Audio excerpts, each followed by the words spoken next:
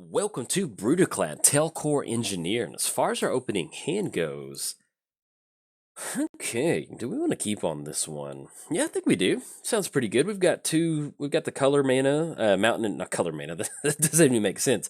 We have both of the colors that we need for our commander, and sometimes my brain just makes up words when I don't know what I'm trying to articulate. But yeah, we have two of the colors that we need for our commander. We've got a mana rock with mana vault. We've got a little bit of card advantage. We've got a tutor with Imperial Recruiter.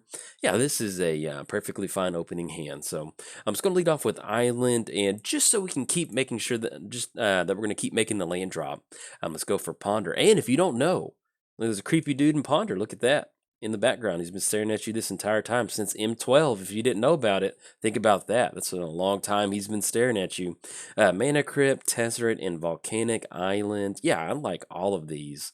So let's do this. That's a beautiful. Let's put Tezzeret on top and Volcanic Island, and then we'll put Mana Crypt on top. Not going to shuffle the library at all. And then pass the turn over to our opponent. So, now we're playing Brudiclad, Telchor Engineer. Creature tokens you control have haste. Then at the beginning of combat on your turn, create a 2/1 blue mirror creature token, artifact creature token. Then then choose a token you control. If you do, each other token you control becomes a copy of that token. Playing it Sachi, which I will cover in just a second. So let's go and lead off with Volcanic Island.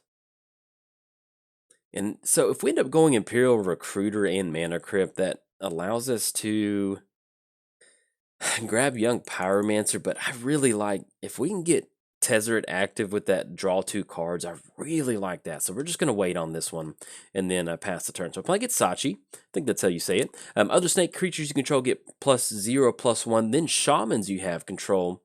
Shamans you control have tap, add double green to your mana pool. So I'll be honest, haven't played against her in a long time. Or if I do, I don't remember. So we'll see what sort of fun stuff we're up against with Sachi.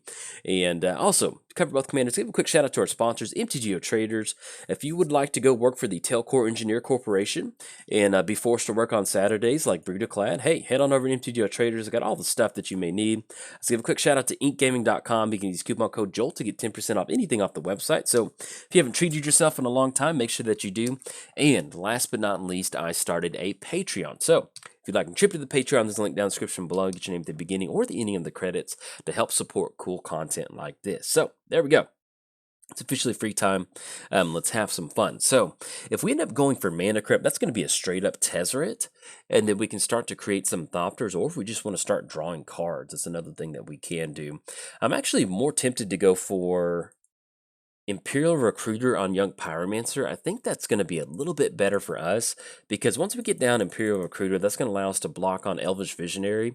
And once we find Young Pyromancer, that's going to allow us to really build up a nice token board state for Brudiclad. So let's do that. So let's grab Young Pyromancer. That's going to be Young Pyromancer entering the battlefield, and then we can slowly build up that token army. So anything else, pass it back over to our opponent. Now, we did cover both commanders, sponsors. It is officially free time.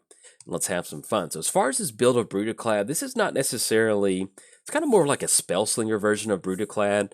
As you can tell, we've got cards like Young Pyromancer, we've got Spell Swindle. What we're trying to do is basically just generate an entire board of tokens, and then once our, oh, we got hit with Viridian Shaman. Okay, that's pretty good. We got some good value out on the board state with the Imperial Recruiter and them. So, and worst case scenario, we can always end up going for Mana Vault if we have to do that. So that is a-okay. So, and in fact, I think we might end up doing this. So let's go Mana Vault.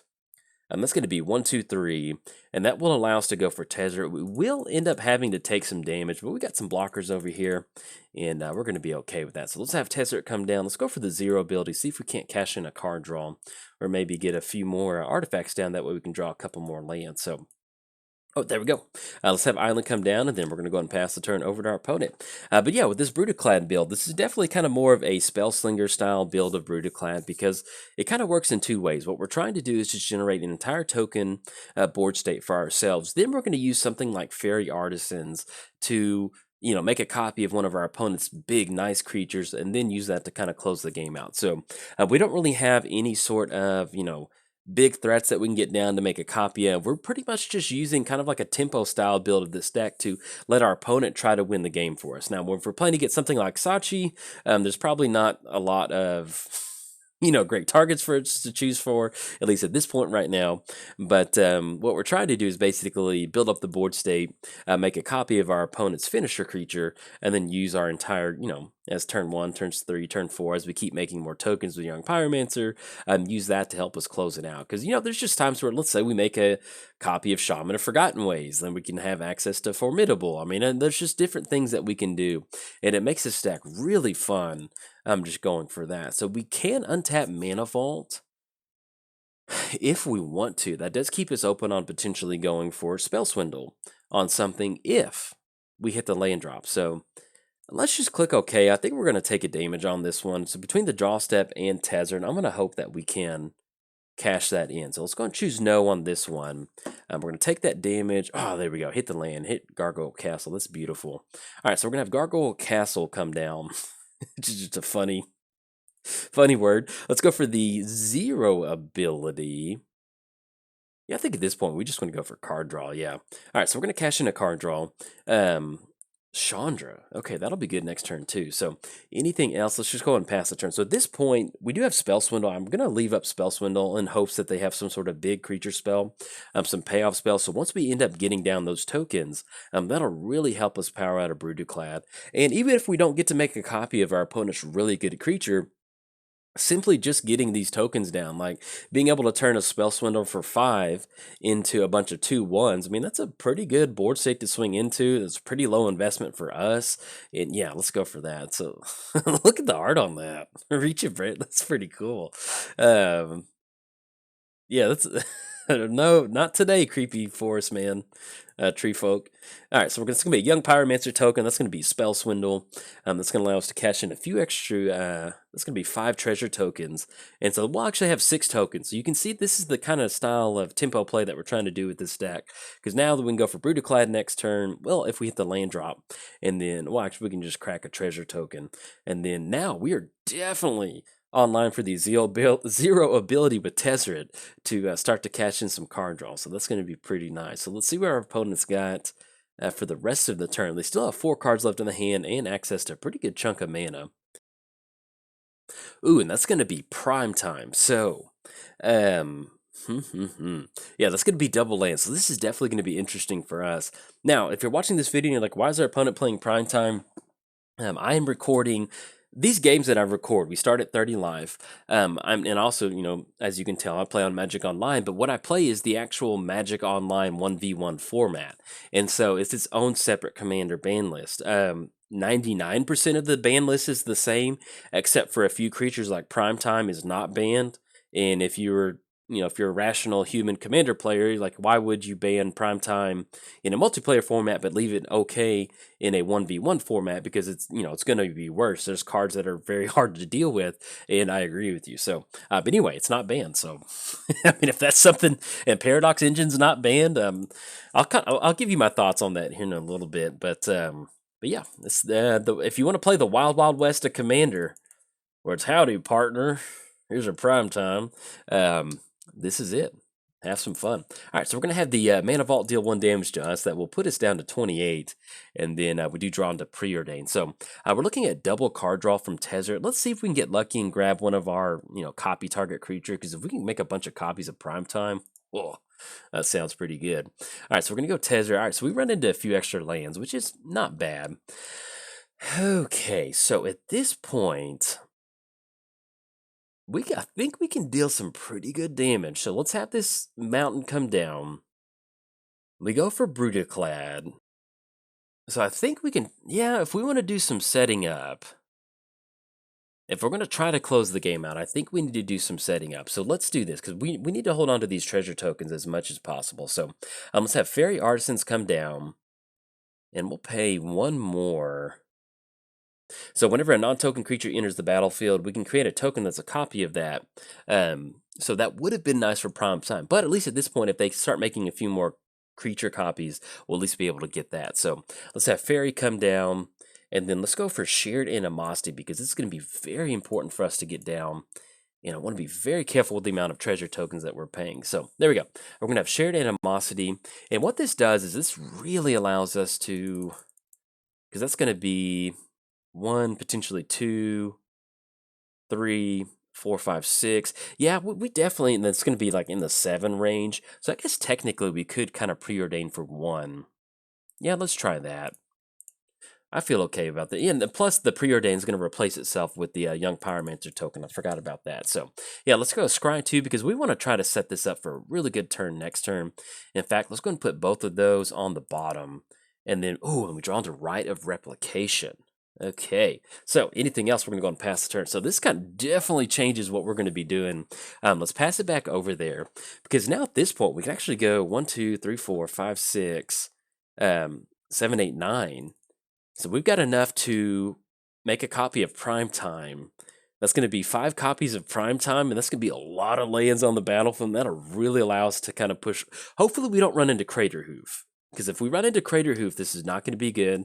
Our opponent does have Guy's Cradle. But if we can survive until next turn, having 5 Prime Times on our side of the battlefield is, that's one of those, if you're keeping score at home, you can definitely check the uh-oh box from our opponent, because that is a very good board state. But this is what makes Brudiclad so much fun, is that, let's say next turn we do end up going Rite of Replication, and let's say we do have a few extra turns, we can actually go Brudiclad and have all of our tokens, we can turn our treasure tokens into Prime Time, swinging across. I mean, just going to be a ton of lands. The only thing that we do have to watch out for is we're not dead on the back end, and that's going to be very important for us. So, all right, so it's going to be Fairy Artisans. Yeah, we'll get a copy of Bosk Banneret.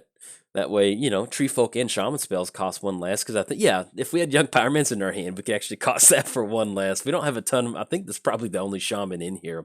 But at least getting that reduced Shaman cost is a pretty nice effect. Now, one thing that we do kind of want to note is that if they're just going for Bosk Banneret, I feel like maybe they've got a little bit of a slow hand at this point right now.